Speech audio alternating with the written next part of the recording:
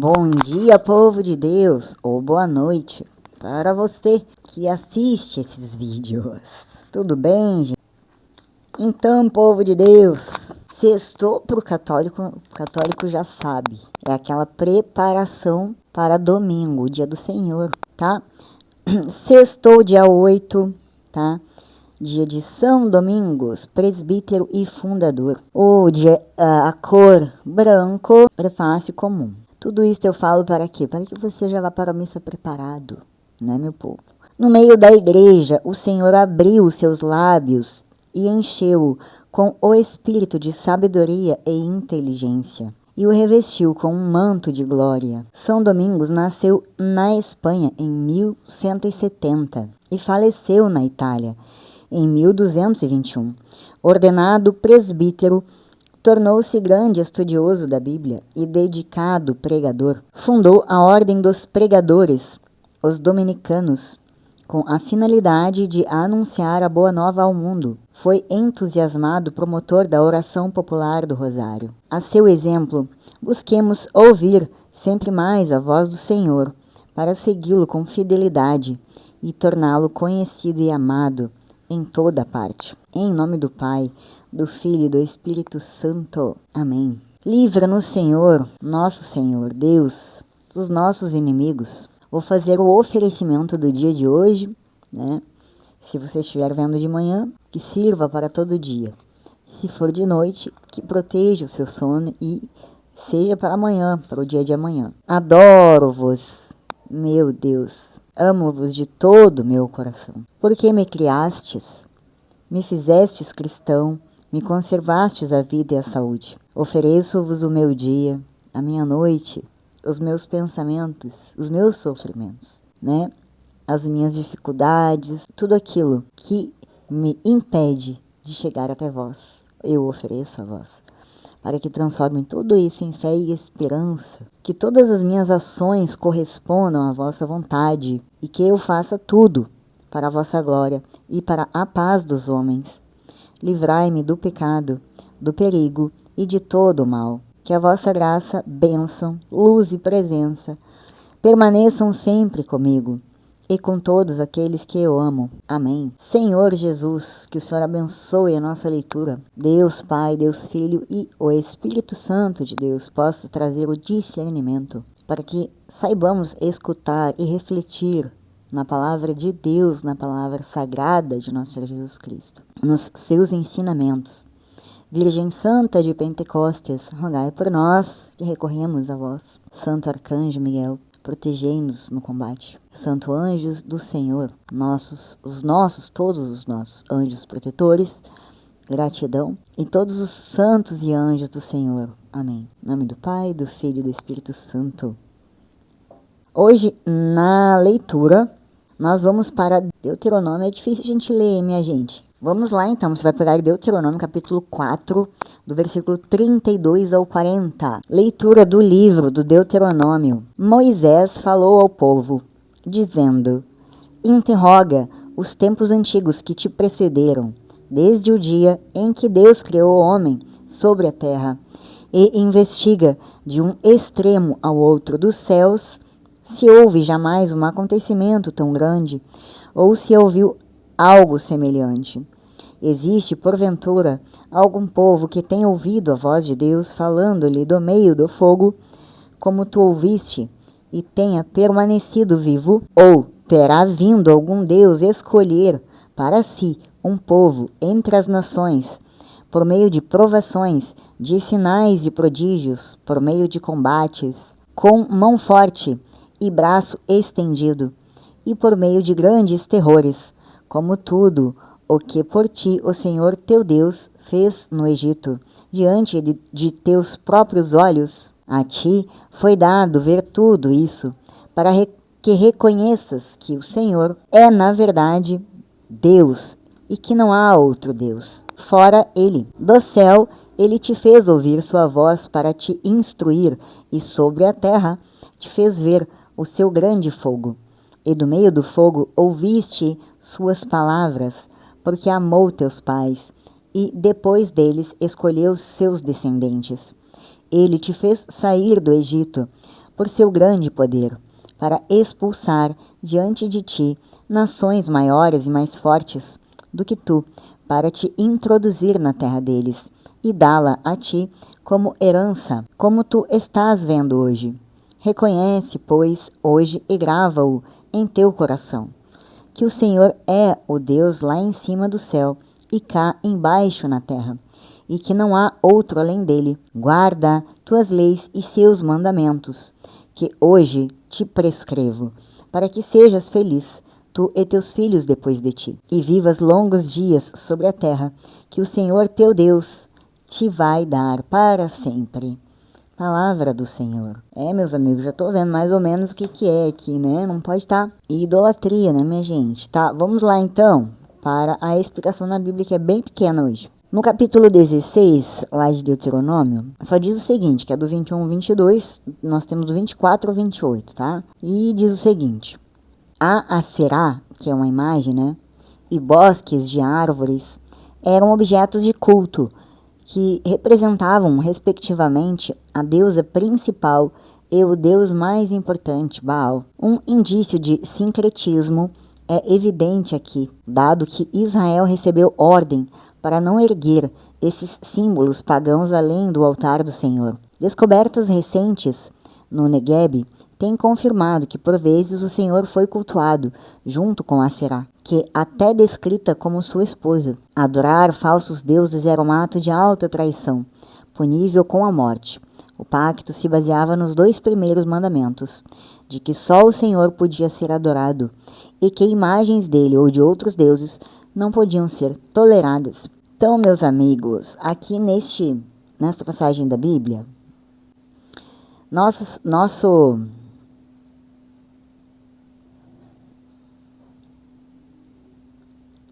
tema hoje está enfatizando a singularidade, né, e a grandeza de Deus, único e verdadeiro, né?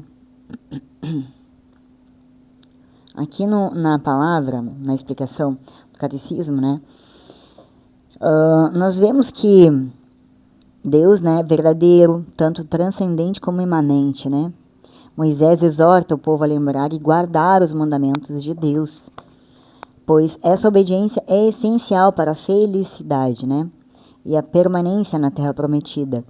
A passagem também destaca a escolha de Israel por Deus, um ato de amor e graça, e a importância de transmitir esta fé a futuras gerações. Então aqui principalmente, eu quero principalmente deixar os temas: chamado à obediência, que Deus vem falando já 3, 4 leituras atrás, né, do chamado à obediência e a importância da vida de oração e busca pela santidade, né? E aí dentro dessa busca pela santidade, como falamos, temos vários tipos de orações, de atos, né, de fé, de misericórdia, vários atos, mas a oração e a intimidade com Deus é o que vai principalmente abrir, né, o seu coração para que o Espírito Santo trabalhe, né, o Espírito Santo de Deus trabalhe e possa, né, e você possa crescer espiritualmente. Então, a obediência é um ato de reconhecimento, né, de Deus, transmissão da fé, do amor, né, e da grandeza do poder de Deus. E depois aqui, ó, também temos que este texto ele nos ressalta a importância de continuarmos, né, sempre ensinando nossos filhos, netos, sempre procurando levar adiante a lei do Senhor, os mandamentos de Deus, para que os nossos filhos, né, a nossa descendência seja abençoada e para que a fé continue sempre. Ato de graça e amor. A escolha de Israel como povo de Deus é um ato de amor e graça, cuidado, né, da proteção divina, a importância da memória. O texto enfatiza a necessidade de lembrar os feitos, né, e nunca esquecer a fidelidade, ser fiel a Deus. A passagem de Deuteronômio, gente, nos lembra a importância de reconhecer a grandeza e a unicidade de Deus em nossas vidas. A obediência aos mandamentos divinos é fundamental para a nossa felicidade, para a nossa relação com Deus. Devemos transmitir a fé aos nossos filhos, gerações que vão vir, futuras gerações, né? Para que a fé em Deus nunca se perca. E a fidelidade também não, porque Deus, se você é fiel a Deus, Deus é fiel a você e vai continuar sendo, né? É isso que sempre a Bíblia nos ensina. A lembrança dos feitos de Deus em nossas vidas, testemunho, nossa história da igreja é essencial para fortalecer a nossa fé e a nossa esperança. Vamos ver agora na leitura, a segunda leitura, Mateus 16, capítulo 24 ao 28. Bora lá, minha gente! Mateus! Deu tempo de você pegar sua Bíblia? Lá no capítulo 16. Felizes os que são perseguidos por causa da justiça do Senhor, porque o reino dos céus há de ser deles. Proclamação do Evangelho de Jesus Cristo, segundo Mateus. Naquele tempo, Jesus disse aos discípulos: se alguém quer me seguir, renuncie a si mesmo, tome a sua cruz e me siga. Pois quem quiser salvar a sua vida vai perdê-la, e quem perder a sua vida por causa de mim vai encontrá-la. De fato, que adianta ao homem ganhar o mundo inteiro, mas perder a sua vida? Que poderá alguém dar em troca de sua vida? Porque o Filho do Homem virá na glória do seu Pai, com os seus anjos, e então retribuirá a cada um de acordo com a sua conduta. Em verdade, eu vos digo, alguns daqueles que estão aqui não morrerão antes de verem o Filho do Homem vindo com seu reino. Palavra da salvação.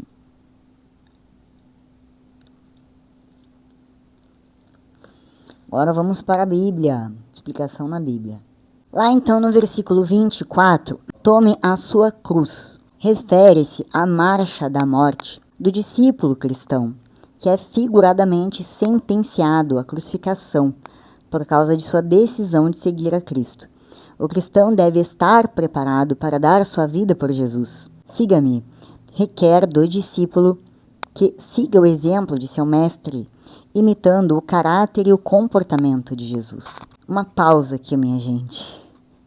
Tá? Aquele que estuda profundamente, minha gente, não que eu saiba alguma coisa mais do que alguém pela madrugada, minha gente, mas assim, para qualquer pessoa que lê a Bíblia, vai ver que Jesus não é aquela coisa simpática, tá? Aquela simpatia em pessoa, ou sempre bondosinho, com a voz suave, né?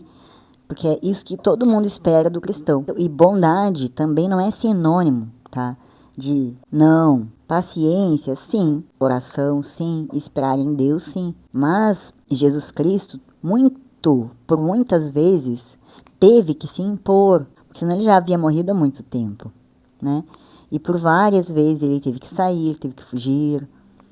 Então ele foi como um homem, nada de milagroso ele houve, né? Para as fugas estratégicas dele, né? Então com certeza, minha gente, Jesus sabia se defender. E por muitas vezes ele exclui aquele que não lhe ouve, né? Mas ele, quando é escutado, quando aquela ovelha perdida volta, ele se alegra, mas se entristece quando dão as costas para ele, porque ele não pode fazer nada, né? Mas eu queria colocar este adendo aqui, porque muitas pessoas confundem nosso Senhor Jesus Cristo. O amor, a bondade, né?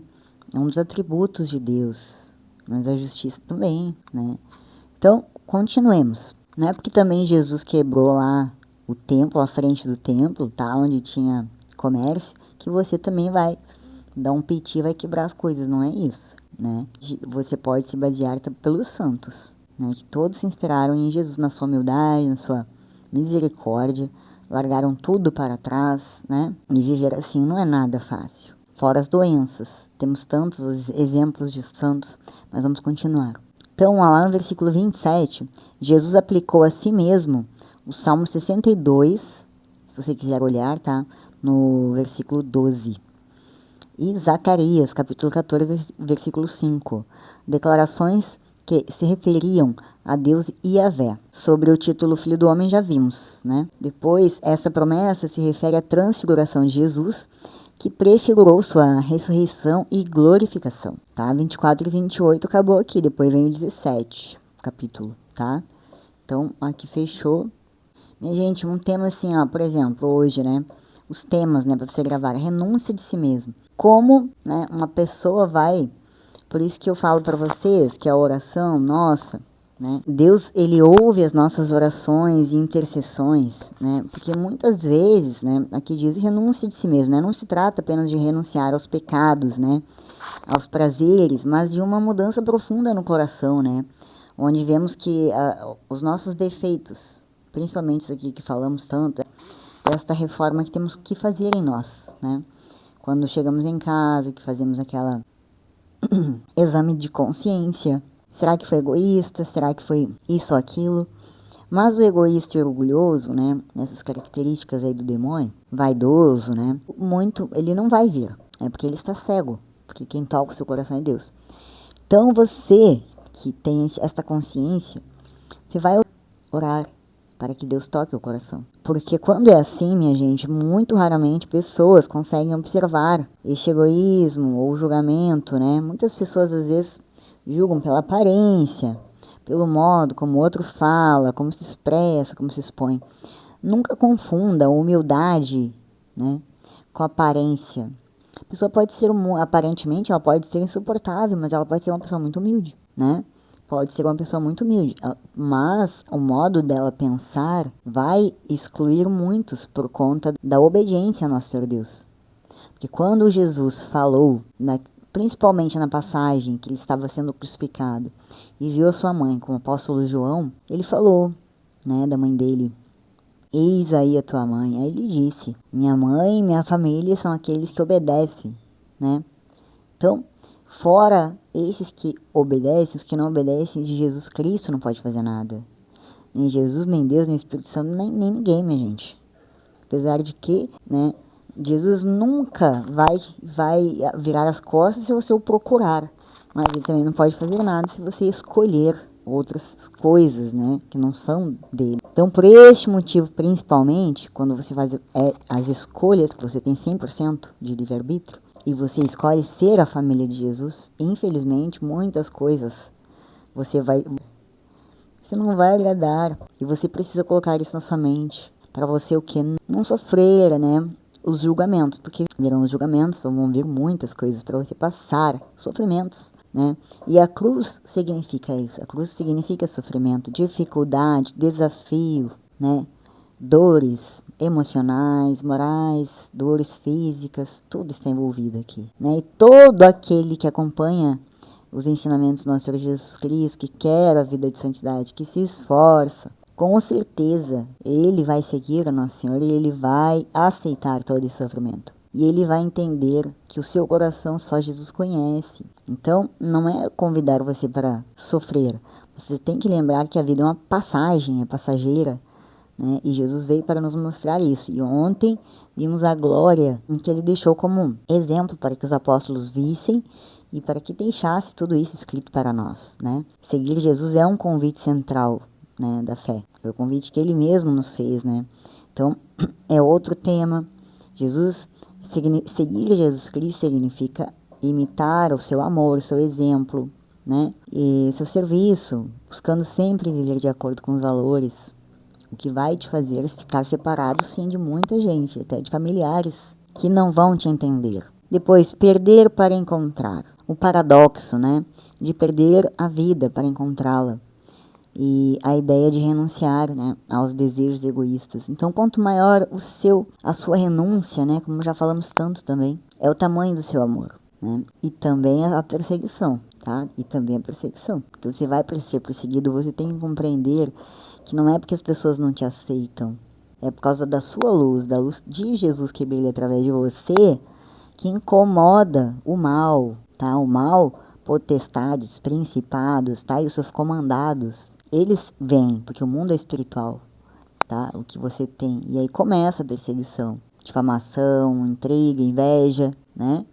Sabemos que é assim. Aquele que conhece o plano espiritual sabe muito bem e sabe como são bem organizados, espertos. Se para Jesus o demônio citou a Bíblia, minha gente do céu. Você imagina só se você não sabe bem a Bíblia. Você tá perdido, né? Nós, todo mundo, como falamos ontem, né? De Pedro ainda não tinha sido Papa, ainda estava antes da ressurreição, né? Então, quem somos nós? Então, precisa, assim, ter muito discernimento, muita oração, muita súplica, tá? Quando fala assim, prostrar-se, né? Suplique muitas e muitas vezes, que às vezes você pode ser enganado também. Então, continue sempre, né? Nunca acredite de primeiro, mas procure sempre orar, que Deus vai achar um jeito de confirmar a você, tá? Que é dele que vem, né? Esta bondade, e não o engano. E a salvação, né, minha gente? A salvação da alma não se limita à salvação eterna, tá? Mas também envolve um processo de transformação interior, onde a mente, o corpo, né, são moldados. Então, como falamos, né, nós podemos ressuscitar ainda vivos? Podemos, né? Podemos ressuscitar ainda vivos. Sendo vivos, escolhendo Cristo, nós vamos abrir mão, renunciar, né? O tamanho dessa renúncia podemos ver através dos santos, que deixaram riquezas, deixaram tudo para trás. Mas você não precisa renunciar se você tem a sua família, porque tem um sacramento, né, que você deve se dedicar. Se você é casado, tem a sua família, você não vai largar tudo por aí e sair por aí, né? Então você vai vir para a sua família, vai servir ao Senhor na igreja, né? Para quê? Para a glória de nosso Senhor bom Deus, né? Sejamos gratos pela bondade e misericórdia, porque não somos merecedores de nada. E depois, minha gente, principalmente esta parte, o reino de Deus. A vinda do reino de Deus pode ser entendida como manifestação da glória de Deus na vida dos seus seguidores, seja através de experiências espirituais, ou seja, também no impacto positivo que eles causam no mundo. Mas o reino de Deus aqui, você também não pode esquecer que quando você abre mão, né, que você faz a renúncia, você busca o reino de Deus. Então você vai procurar viver como se já estivesse no reino de Deus. Você tem que lembrar que Deus é onipresente, Ele está presente sempre.